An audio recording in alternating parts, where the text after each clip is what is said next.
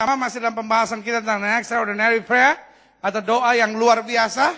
Kita sedang ada dalam rangkaian 33 doa yang luar biasa. Dan hari ini kita masuk pada salah satu doa yang cukup menarik untuk kita pelajari, yaitu doa Yosafat. Dan ini salah satu doa yang paling susah saya beri judul. Karena judul yang ada kurang mantap, judul yang menurut saya mantap, bahasanya nggak enak didengar. Tetapi setelah saya berdoa, rasanya cuma ini judul yang paling pantas. Meskipun nggak enak untuk didengar. Doa yang tidak sok tahu. Bilang sama sebelah sudah, jangan sok tahu. Ya, dunia ini penuh dengan 3 persoalan. Sok tahu, sok jago, sok ngatur Tuhan. Nah, kalau kita berdoa, ya kan, sebetulnya saya nggak usah khotbah. Saudara dengar 3 aja pulang udah cukup diberkati. Ya kan? Saya ulangi. Dalam doa ada 3 hal yang harus kita hindari. 1, jangan sok tahu. 2, jangan sok jago. 3, jangan sok ngatur-ngatur Tuhan. Bilang sama sebelah saudara, jangan sok tahu. Sebab lu nggak tahu apa-apa. Bilang sama sebelah saudara lagi, nah lu jangan sok jago. Karena lu gak jago. Ya, bilang lagi sama sebelah saudara, lu jangan coba ngatur-ngatur Tuhan. Ngatur diri sendiri aja berantakan semua. Apalagi mau ngatur Tuhan. Iya kan? Ngatur mertua aja ribut, apalagi ngatur Tuhan. Iya kan? Nah ini yang kita mau pelajari. 2 Tawari 20 ayat 1 sampai 12. Setelah itu, setelah apa? Setelah bangsa Israel menjadi kuat, setelah umat Tuhan semakin diberkati, setelah itu Bani Moab dan Bani Amon datang berperang melawan Yosafat bersama-sama sepasukan orang Meunim. Jadi saya mau gambarkan dulu, Amon dan Moab itu masih hubungannya sangat dekat dengan orang Yahudi karena mereka masih keturunan dengan Nuh. Nah, saudaraku yang kasih dalam Tuhan, hari ini Amon dan Moab adalah wilayah Yordania. Nah, Amon, Moab, dan sepasukan orang Meunim. Siapa itu sepasukan orang Meunim? Orang-orang Edom. Nah, tiba-tiba Amon, Moab, dan Edom sepakat bersama untuk menyerang Yosafat. Nah, sekarang saya mau tanya sama saudara. Kalau sampai Amon, Moab, dan Edom bersatu menyerang Yosafat, harusnya pasti ada alasan yang serius. Betul? Kita pakai logika sederhana saja. Pasti ada alasan yang serius. Pasti ada kesalahan yang dibuat oleh Yosafat. Kenapa sampai mereka bersatu dan menyerang Yosafat? Sekarang saya mau tanya sama saudara. Menurut saudara apa salah Yosafat? Halo? Saudara baru gajian ya? Iya. Ketahuan orang kalau baru gajian mukanya beda. Ada sukacita tapi bebannya berat. Dia mikir pulang dari sini gue mau makan apa ya? Ya kan? Biasanya minggu pertama gitu makan apa ya? Ya kan? Ya. Makan di mana ya? Habis makan di mana, makan apa ya? Minggu ketiga makan siapa ya? Ya kan, baru minggu keempat makan nggak ya? Nah, saudaraku yang kekasih dalam Tuhan. Kalau saudara tanya sama saya, pendeta, saya jujur nggak tahu kenapa Yosafat diserang. Saya cuma mau bilang, satu-satunya alasan mereka bersatu menyerang Yosafat. Karena Yosafat diberkati, karena Yosafat sukses, karena Yosafat melihat berkat Tuhan luar biasa. Yang setuju berikan tepuk tangan. Dan setan belum berubah pekerjaannya masih sama. Makanya saya cuma mau bilang sama saudara, jangan kaget Kalau tiba-tiba orang bersatu menyerang saudara, sampai saudara pikir saya nggak sangka pendeta, masa supervisor saya, masa kepala bagian saya, sama teman-teman saya tiba-tiba sepakat ngejatuhin saya sama bos. Saya nggak ngerti kenapa hal itu bisa terjadi. Saya cuma mau bilang, setan yang sama yang menyerang Yosafat, setan yang sama masih bekerja sampai hari ini. Tapi saya mau beritahu, orang boleh goncangkan saudara, orang boleh curangi saudara, orang boleh jatuhin saudara, orang boleh coba fitnah saudara, tapi orang tidak bisa merubah rencana Tuhan yang dahsyat di dalam hidup saudara. Haleluya. Out of blue, tiba-tiba, without any reason, Ammon, Moab, Edom bersatu attacking Jehoshaphat. Ayat yang kedua, saya diberkati dengan kalimat pertama ini. Datanglah orang memberitahukan Yosafat. Setelah tanya sama saya, lo kenapa pendeta ayat ini jadi penting buat pendeta? Dengar baik. Strategi sudah disusun sangat rapi. Pasti Moab, Edom, dan Amon berkata, jangan sampai ketahuan Yosafat ya. Mereka sudah rancangkan serangan mereka, akan serangan yang tiba-tiba mengagetkan. Wipe him out. Ngabisin Yosafat sama sekali. Tetapi saya mau beritahu, for the righteous nothing come by surprise. Buat orang-orang benarnya Tuhan, tidak pernah ada sesuatu yang mengejutkan terjadi. Amin. Di sini dikatakan datanglah orang. Tidak dibilang datanglah pegawai Yosafat. Artinya apa?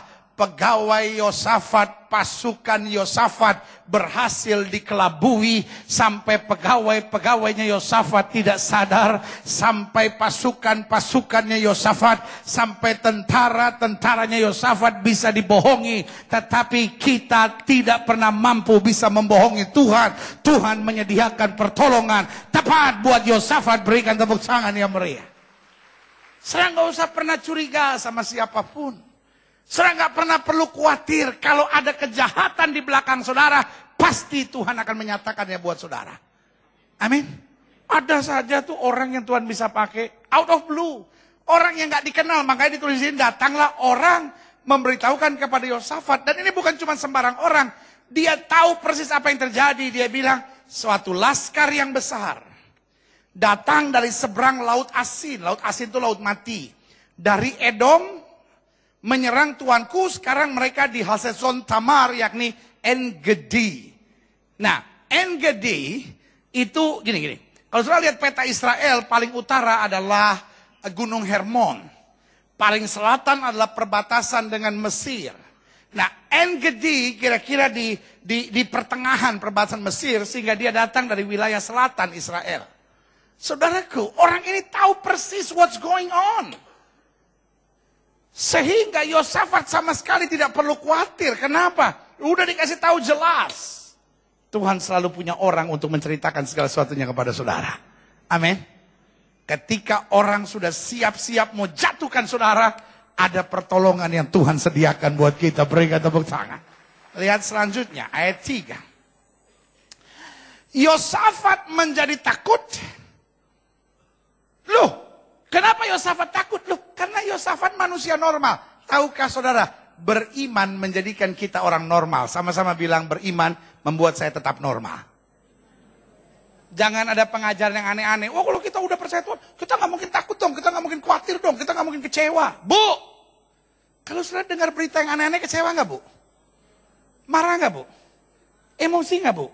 Ada orang datang bawa kabar, bu, suaminya punya anak di luar. Ibu bisa bersyukur? Puji Tuhan, suami saya masih subur. Udah kepukul di otak namanya bu. Marah dong bu. Sakit dong bu. Kecewa dong bu. Iya kan? Loh, kalau gitu kita anak Tuhan apa bedanya sama orang dunia? Bedanya the follow up. The first reaction will be the same. Kita manusia kok. Difitnah orang, deh, ilah tuh orang gue gampar juga. Diomongin orang, deh, ilah kalau gue ketemu gue robek tuh orang mulutnya. Ya. Cuman bedanya orang dunia dia samperin dia robek bener. Anak Tuhan first impressionnya boleh just the same. But the follow up is different. Sudahlah. Saya mau marah juga percuma. Saya masih punya Tuhan. Saya serahkan semuanya kepada Tuhan. Amin. Kalau orang dunia gua santet tuh orang. Toh santet gak ada hukumannya. Kalau gua bunuh orang 20 tahun. Kalau gua santet. Ya. Berani aja hakim jatuhin hukuman ke gua santet juga hakimnya. Coba aja polisi berani tangkap gua santet juga polisinya. Ya. Orang dunia kan gitu. Kau dengar berita buruk, takut, khawatir, marah-marah, semua orang disalahin di rumah, tapi ini luar biasa. Yosafat menjadi takut. Saya cuma mau tanamkan dalam diri saudara, beriman itu manusia normal. Kalau saudara tiba-tiba takut, sedih, emosi, khawatir, kecewa, itu normal. Your first impression is just normal. But bedanya the follow up. Orang dunia follow up-nya tambah jahat. Tetapi anak Tuhan follow up-nya seperti ini. Yosafat menjadi takut. Lalu make a decision. Lalu mengambil keputusan. Nah ini yang beda. Orang dunia langsung mengambil keputusan itu. Cari orang itu, gamparin orang itu. Lawan, sikat, hancurin. No. Lalu mengambil keputusan. Untuk mencari Tuhan. Haleluya. Ia menyerukan kepada seluruh Yehuda supaya berpuasa. Ayat 4. Dan Yehuda berkumpul untuk meminta pertolongan daripada Tuhan. Mereka datang dari semua kota di Yehuda untuk mencari Tuhan. Lihat, serius sekali.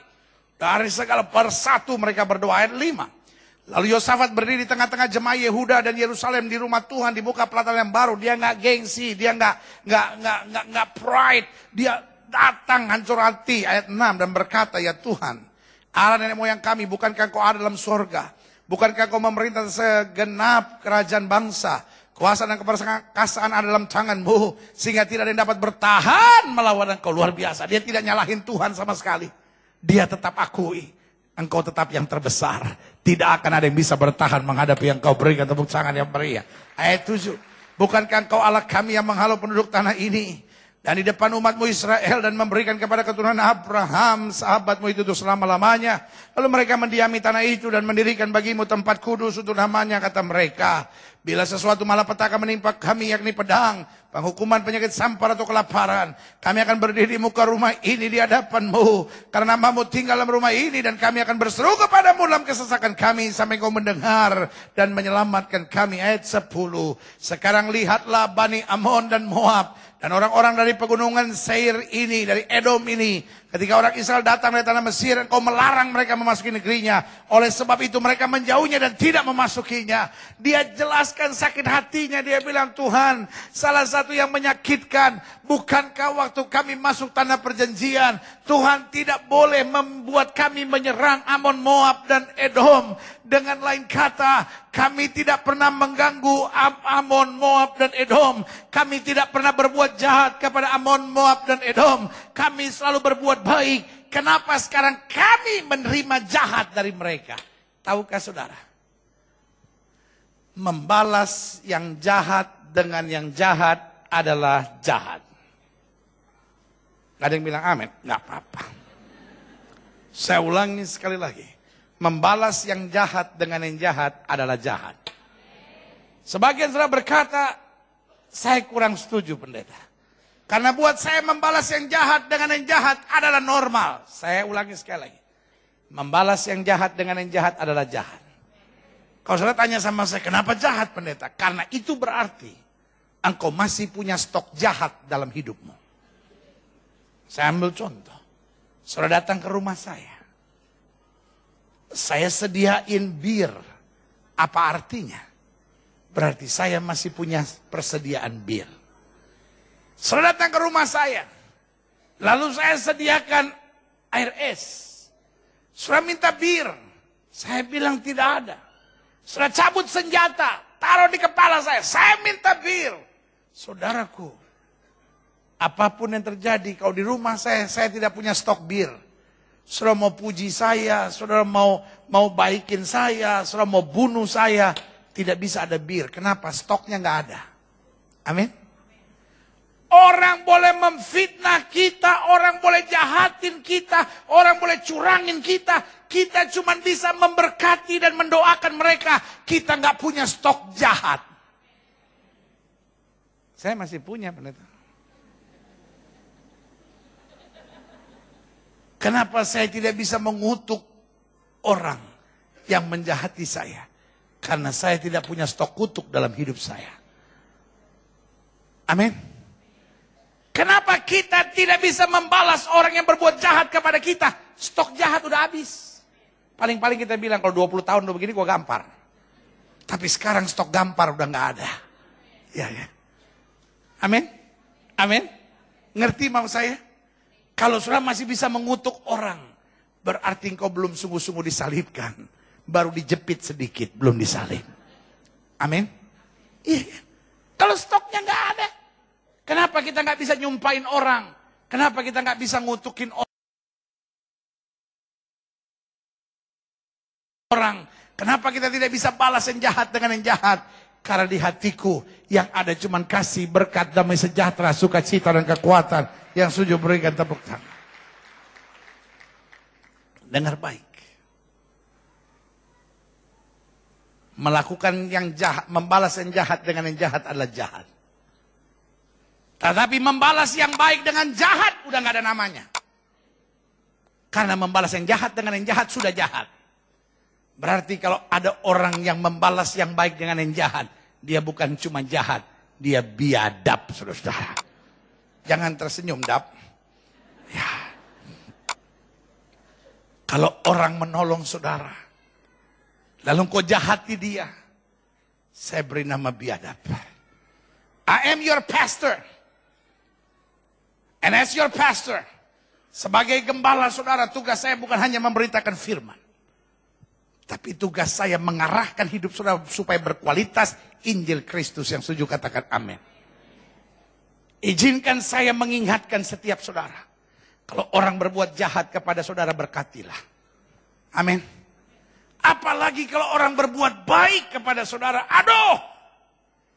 Kalau orang sudah berbuat baik kepada saudara, orang sudah menolong saudara, orang sudah menyelamatkan saudara, orang sudah membimbing saudara, orang sudah membantu saudara, sudah tetap berbuat jahat, saya beri nama biadab. Waduh, pendeta saya udah bertobat 25 tahun pendeta. Belum pernah saya dengar ada pendeta di mimbar bicara biadab. Makanya kau jadi jemaat di tempat ini kan.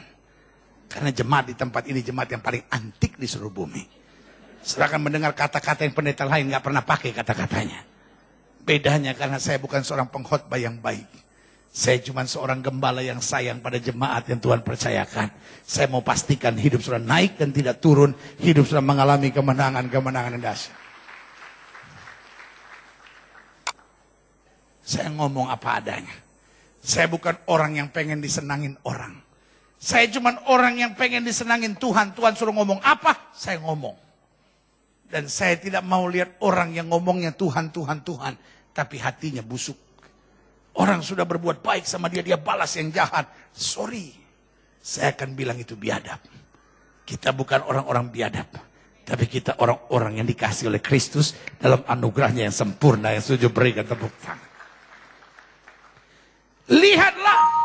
Sebagai pembalasan, artinya apa? Kami sudah buat baik, kami tidak mencurangi, kami tidak menjahati mereka. Sebagai pembalasan mereka datang mengusir kami dari tanah milik yang telah Engkau wariskan kepada kami. Ya Allah, tidakkah Engkau akan menghukum mereka? Karena kami tidak mempunyai kekuatan. Waduh, ayat terakhir ini yang sangat memberkati saya. Dan membuat saya mengeluarkan judul doa Yosafat sebagai doa yang apa? Ayat ya. Sebagai doa yang luar biasa. Doa yang tidak sok tahu. Karena ayat ini bilang, karena kami tidak mempunyai kekuatan untuk menghadapi laskar yang besar ini yang datang menyerang kami. Yosafat tidak langsung bilang, hajar mereka Tuhan. Kutuk mereka Tuhan. Sikat mereka Tuhan. Dia cuman bilang, kami tidak mempunyai kekuatan untuk menghadapi laskar yang besar ini. Yang datang menyerang kami. Wah, luar biasa ini. Kami tidak tahu apa yang harus kami lakukan. Tetapi mata kami tertuju kepadamu. Yang setuju katakan amin. Kami tidak tahu apa yang harus kami lakukan. Buat saudara yang lagi banyak masalah. Buat saudara yang lagi banyak persoalan. Buat saudara yang sedang menghadapi badai. Ayat ini harus saudara garis bawahi. Kami tidak tahu apa yang harus kami lakukan. Tapi mata kami tertuju kepadamu. Jangan sok tahu. Kami tidak tahu apa yang harus kami lakukan. Kenapa Tuhan gak bela? Kenapa Tuhan gak buat mujizat? Kenapa Tuhan gak berjalan keluar? Ini lagi istri ganggu saya melulu pendeta. Ini lagi istri gak menopang. Ini lagi suami saya kasar banget. Ih, salah kawin saya ini. Tidak. Dia tidak mau salahkan siapa-siapa. Kami tidak tahu apa yang harus kami perbuat. Tapi mata kami tertuju kepadamu. Dengan lain kata dia bilang, dengan mata kami tertuju kepadamu. Kami lihat kuasa Allah, berkat Tuhan, mujizat Tuhan. Pasti tersedia. Berikan tepuk tangan yang meriah. Sekarang kita mau belajar tentang doa Yosafat ini.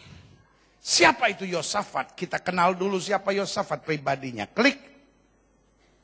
Dan Tuhan menyertai Yosafat karena ia hidup mengikuti jejak yang dahulu dari Daud bapa leluhurnya. Dan tidak mencari Baal-Baal. Melainkan mencari Allah ayahnya. Ia hidup menurut perintah-perintahnya dan tidak berbuat seperti Israel. Luar biasa. Oleh sebab itu Tuhan mengokohkan kerajaan yang ada di bawah kekuasaannya. Seluruh Yehuda memberikan persembahan pada Yosafat sehingga ia menjadi apa?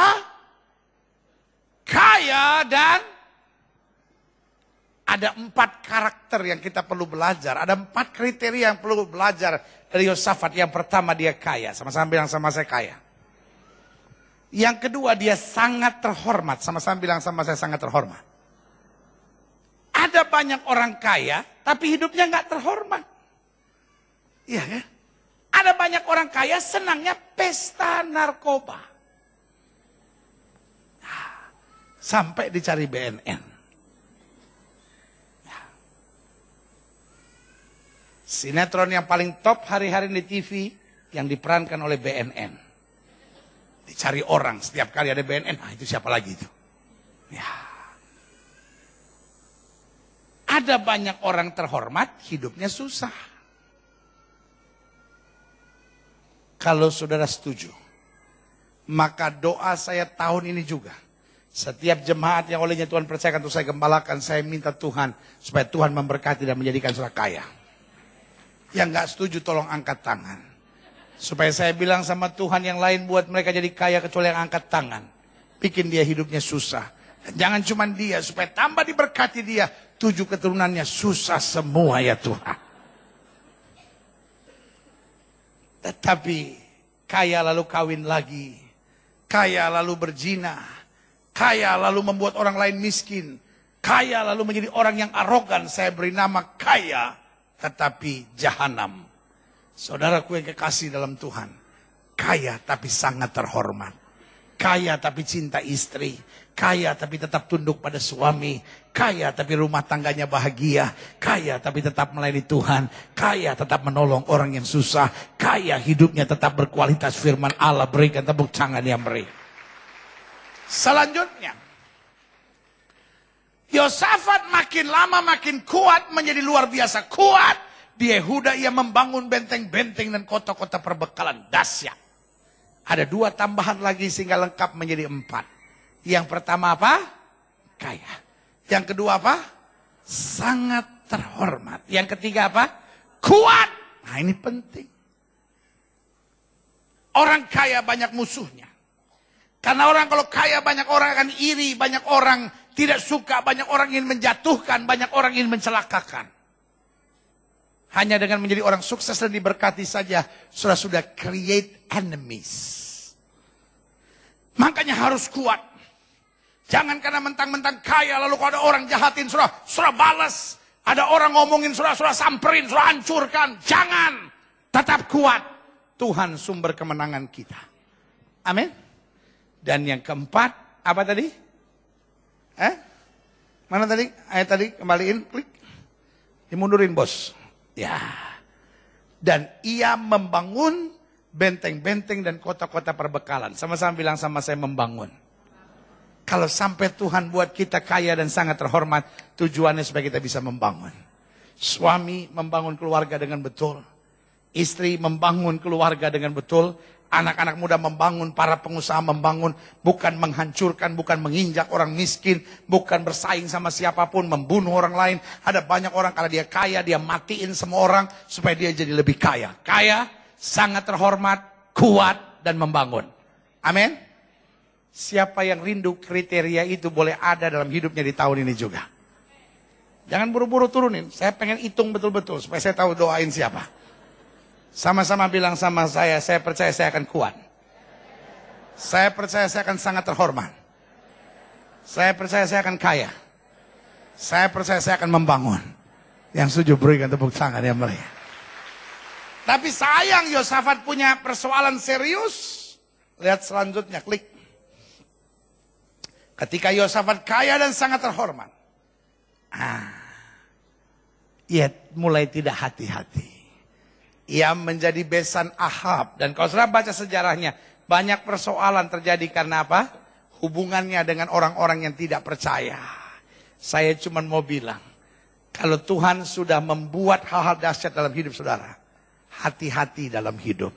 Hati-hati dalam bertindak. Hati-hati dalam mengambil keputusan. Hati-hati dalam melangkah. Jaga diri dengan betul. Sehingga kita tidak bisa digoncangkan untuk hal-hal yang tidak penting. Yang setuju sama saya katakan, amin.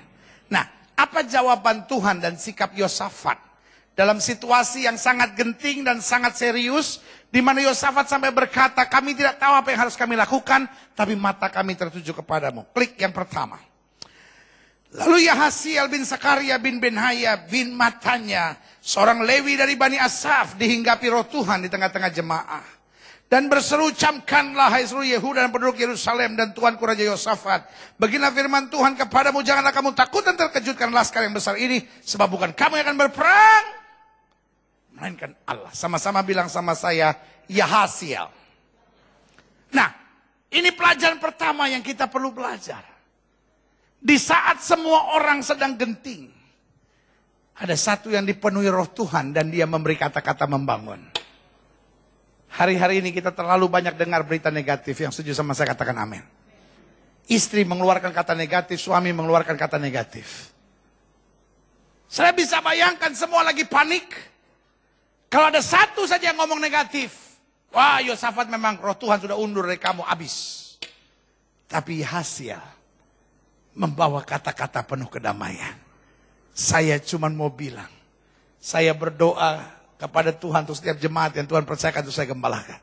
Sehingga dimanapun sudah berada, sudah dipakai Tuhan untuk membawa kabar baik. Yang setuju sama saya katakan kabar baik. Tugas kita membawa kabar baik. Evangelion, kabar baik. Amin. Iya kan? Istri-istri jangan bawa kabar yang menakutkan buat suami. Suami-suami jangan bawa kabar yang mencekam buat istri. Selalu bawa kabar baik. Yang setuju sama saya katakan amin. Amin. Iya kan? Makanya kalau sudah punya teman kabarnya jelek melulu, aduh, jangan bergaul sama kayak begitu. Kalau sudah telepon sama teman yang setiap kali cuma ngeluh, ngomong yang nyakitin, ngomong yang nakutin, ngomong yang manas-manasin, matiin. Kalau orangnya marah, kenapa lu matiin? Gilbert suruh.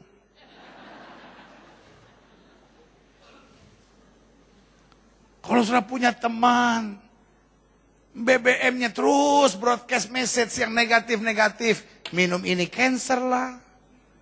Makan ini tai lalat rontok lah. Dekat sama ini ketombe keluar lah. Ada aja. Pokoknya broadcast message yang gak ada yang membangun.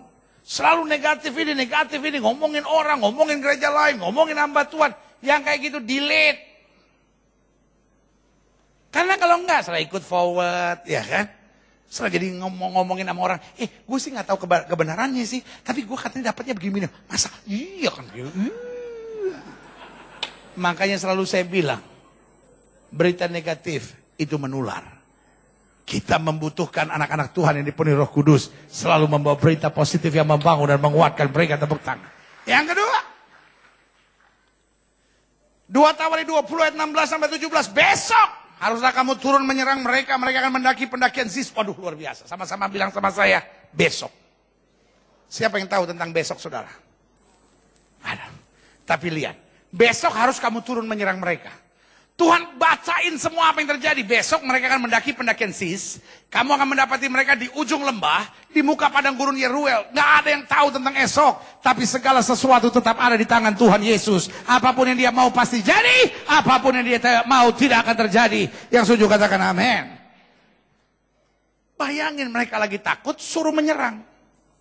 Iya kan? Dalam peperangan ini tidak usah kamu bertempur. Hei Yehuda dan Yerusalem, tinggallah berdiri di tempatmu dan lihatlah bagaimana Tuhan memberikan kemenangan kepadamu. Janganlah kamu takut dan terkejut, majulah besok menghadapi mereka, Tuhan akan menyertai kamu. Saya mau tanya sama saudara. Kalau saudara dalam posisi Yonatan, saudara ngerti nggak perintah ini? Ngerti nggak? Hello? Kalau saudara dalam posisi Yosafat, saudara ngerti nggak perintah ini? Disuruh menyerang, tapi nggak boleh ngapa-ngapain. Suruh berdiri doang. Ngerti nggak? Mate maho. Ngerti dari mana? Menyeranglah, habisilah. Itu normal. Suruh maju menyerang, tapi suruh diam. Lah? Kayak sapi ompong kita di situ. Ditembak jeder. Ya mati. Mati dulu ya, mati. Sorry to say this. This is unlogic. Kamu maju perang, tapi kamu nggak boleh nyerang. Coba. Saya cuma mau ingatkan buat saudara. Sampai hari ini perintah Tuhan masih sama. Ada masalah apapun, maju. Jangan nyakitin siapapun. Maju, jangan nyerang siapapun. Maju aja. Tuhan yang tahu persis apa yang harus dikerjakannya. Amin. Maju aja. Maju aja. Maju aja. Selalu saya bilang taat jauh lebih bernilai dari segala logika. Amin. Logikanya nggak masuk. Terus gimana dong? Iya kan? Tapi mereka taat. Yang ketiga, coba lihat 2 Tawarik 20 ayat 18-19. Lalu berlututlah Yosafat dengan mukanya ke tanah. Seluruh Yehuda dan penduduk Yerusalem sujud di hadapan Tuhan dan menyembah kepadanya. Kemudian orang Lewi dan Bani Kehat dan Bani Korah bangkit berdiri untuk menyampaikan puji-pujian buat Tuhan Allah Israel dengan suara yang sangat nyaring. Luar biasa. Yang ketiga, selama masih ada puji-pujian, itu berarti kita masih ada di jalan yang benar. Amin. Selama kita masih memuji Tuhan, berarti jalan kita masih benar. Tapi kalau kita sudah penuh dengan benci, kita sudah penuh dengan keinginan untuk menghancurkan, kita sudah penuh dengan keinginan untuk membalas, kita sudah penuh dengan keinginan untuk menyakiti, kita sudah ada dalam keinginan untuk menyerang, saya cuma mau bilang, you are not on the right track. Tapi selama hidup kita masih memuji Tuhan, hidup kita masih bersyukur kepada Tuhan. Bayangkan, musuh belum kelihatan, tetapi mereka sudah bersyukur kepada Tuhan. Dengan lain kata, mereka tahu persis, kami tahu yang terbaik sudah Tuhan sediakan buat kami. Mereka tepuk tangannya meriah. Keesokan harinya pagi-pagi mereka maju menuju padang gurun Tekoa. Ketika mereka hendak berangkat, berdirilah Yosafat dan berkata, dengar hai Yehuda dan penduduk Yerusalem, percayalah kepada Tuhan Allahmu dan kamu akan tetap teguh, percayalah kepada nabi-nabinya dan kamu akan berhasil. Ayat 21. Klik. Setelah ia berunding dengan rakyat, ia mengangkat orang-orang yang akan menyanyi nyanyian untuk Tuhan dan memuji Tuhan dalam pakaian kudus yang semarak. Pada waktu mereka keluar di muka orang bersenjata sambil berkata, nyanyikanlah nyanyian syukur bagi Tuhan bahwasanya untuk selama-lamanya kasih setianya. Ada 3 hal di sini yang kita belajar tentang Yosafat. 1, honor God. Yang kedua, honor the work of God. Dan yang ketiga, honor man of God. Yang pertama, dia menghargai Tuhan. Yang kedua, dia menghargai pekerjaan Tuhan. Puji-pujian tetap ditaruh yang paling depan.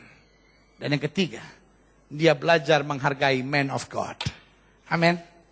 Selama kita menghargai Tuhan, selama kita menghargai pekerjaan Tuhan, selama kita menghargai hamba-hamba Tuhan, ada saja berkat luar biasa yang Tuhan sediakan. Yang setuju berikan tepuk tangan yang meriah. Kenapa Daud bisa diberkati? Daud bilang, aku tidak akan menjamah orang yang Tuhan urapi. Itu bukan berarti hamba Tuhan selalu benar. Hamba Tuhan kalau bersalah yang tempeleng Tuhan sendiri. Kalau manusia tempeleng paling gigi 2 tafiaro. Tapi kalau Tuhan yang tempeleng, bukan cuma gigi 2 tafiaro, setengah. Gara-gara saya main-main sama Tuhan, jadi begini. Makanya gak usah ngomongin hamba Tuhan. Urusan dia sama Tuhan lebih sulit, saudara. Urusan sama manusia bisa begini. Manusia asal kita udah nangis saja, orang udah kagum. Pokoknya biasanya orang kalau suka cerita yang enggak, mulainya pakai nangis dulu. Orang pinjam duit yang paling berbahaya kalau pakai nangis. Coba saudara jujur, seringkali saudara ditipu sama orang yang apa? Nangis. Orang tuh kalau nipu orang kalau pakai nangis, biasanya 95% sukses. Ini saya tuh ya. Makanya dikenal air mata buaya. Aduh. Ada air mata buaya, ada air mata paaya. Istri-istri dengar kabar suami selingkuh, tanya sama suami, kamu selingkuh? Tiba-tiba suami menangis. Sayang, coba kamu bayangkan cintaku yang begitu luar biasa, kamu hina dengan bilang aku berselingkuh. Sayang, aku bukan laki-laki sempurna, tapi menjati kamu dan berselingkuh kepadamu tidak mungkin aku lakukan. Percaya nggak, Bu?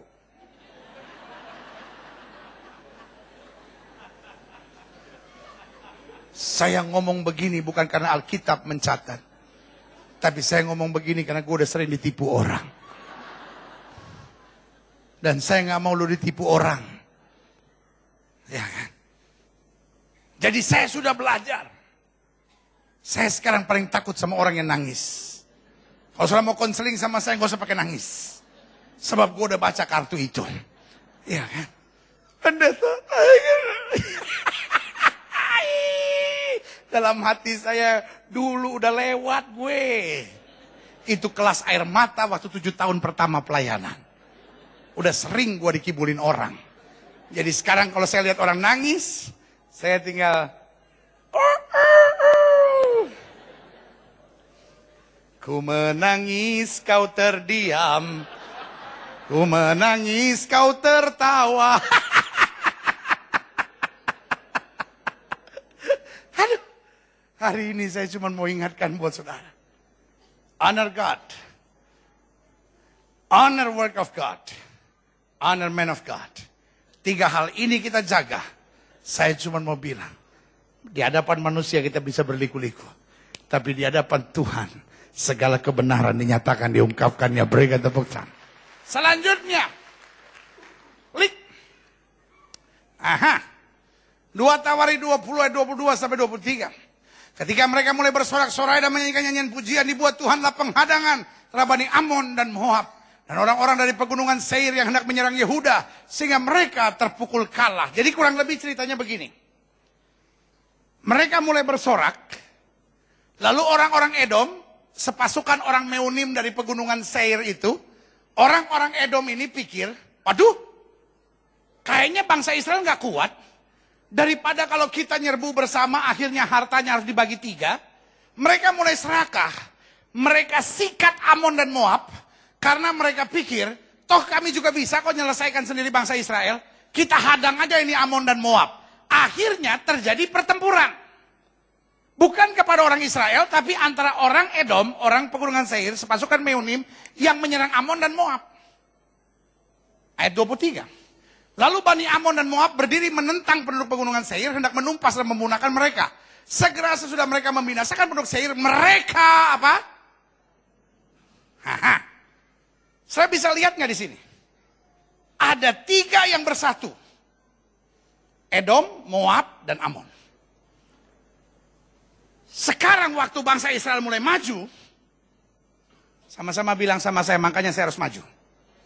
Jangan mundur, jangan sembunyi, maju aja. Lalu apa yang terjadi? Waktu mulai maju, Seir mulai semakin orang Edom, orang Seir, orang Meunim, ini mulai timbul roh keserakahannya. Udah kita sikat aja Amon dan Moab supaya hartanya kita kuasai sendiri.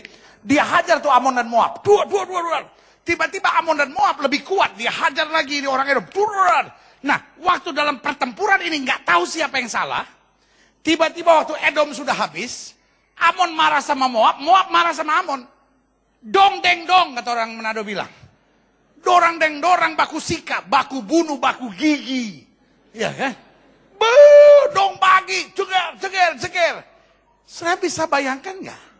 Sesuatu yang tadinya tidak dimengerti oleh bangsa Israel, sesuatu yang tadinya nggak dimengerti oleh Yosafat, saya disuruh maju tapi nggak boleh ngapa-ngapain. Saya disuruh maju cuman berdiri menyaksikan. Dan akhirnya anak-anak mudanya bilang, iya bener, kita berdiri di sini untuk nonton perang-perangan sekarang. Bener Alkitab bilang, bersatu jalan mereka menyerang engkau, bertujuh jalan mereka lari menyerang, meninggalkan engkau. Berikan tepuk tangan. Ada istilah dalam bahasa Inggris, your best friend is your enemy. Ada banyak orang kalau memusuhi orang yang sama, wah mereka bersatu. Walaupun tadinya mereka bukan teman, walaupun mereka tadinya nggak saling kenal, walaupun mereka sebetulnya tadinya saling membenci, tadinya saling menyerang, saling menyalahkan, tetapi karena punya musuh yang satu, bersatu. Jangan kaget. Saudara akan kaget-kaget dan bilang, pendeta, saya nggak nyangka tiba-tiba orang-orang itu bersatu nyerang saya. Saya nggak mikir, padahal mereka nggak pernah kenal sebelumnya. Mereka tadinya paling nggak suka satu sama lainnya, kok sekarang mereka bisa bersatu menyerang saya? It's okay. Maju terus. Orang yang hatinya busuk akan dihancurkan Tuhan. Orang yang hatinya bersih akan tetap diangkat dan dibela Tuhan. Yang setuju berikan tepuk tangan. Yosafat tangannya tidak berdarah sama sekali. Dia cuma memuji Tuhan. Tiba-tiba Tuhan buat dong deng dong. Ya, baku sikat, baku pukul, baku bunuh, baku gigi. Ya, apa akhir keberadaan Yosafat? Aha, klik. Dan kerajaan Yosafat amanlah. Karena Allahnya mengaruniakan keamanan kepadanya segala penjuru. Benar Alkitab bilang, 1000 boleh rebah di sisi kirimu, 10.000 boleh rebah di sisi kananmu, itu tidak akan menimpamu. Tidak ada kekuatan musuh yang akan membahayakan kamu. Berarti sekarang saya simpulkan ada 5. 1, kaya. 2 apa? Sangat terhormat. 3 apa? Kuat. Yang keempat apa? Membangun. Dan yang kelima apa? Aman. Amin. Sama-sama bilang sama saya, hidup saya akan aman. Jadi kesimpulan doa Yosafat, saya undang pemain musik maju ke depan. 1, buanglah berbagai gengsi dan kesombongan. Dalam doa nggak perlu gengsi. Dalam doa nggak perlu sombong. Dalam doa apa adanya. Tuhan, kami nggak kuat menghadapinya. Tapi mata kami tetap tertuju kepadamu. Yang kedua, kesimpulan doa Yosafat. Tetap sadari kedahsyatan dan kebesaran Allah kita. Jangan sibuk ngurusin besarnya masalah kita. Tetapi tetap lihat, Allah kita dahsyat. Mataku tetap tertuju kepadamu. Berikan tepuk tangan yang meriah. Yang ketiga, kesimpulan doa Yosafat. Selalu pegang firman Allah dan perjanjian Allah. Perasaan bisa menipu, logika bisa salah perhitungan, tetapi firman Allah dan janji Allah tetap ya sampai selama-lamanya. Dan yang keempat, yang terakhir, kesimpulan doa Yosafat, nantikanlah petunjuk Tuhan sambil tetap memandang Tuhan. Jangan khawatir untuk apapun, jangan panik untuk apapun, jangan emosional, jangan rancangkan yang aneh-aneh dulu, pokoknya ikuti petunjuk Tuhan. Apa yang tidak pernah kau pikirkan, itu yang Tuhan sediakan buat kita yang mengasihi Dia. Berikan tepuk tangan yang meriah. Saya undang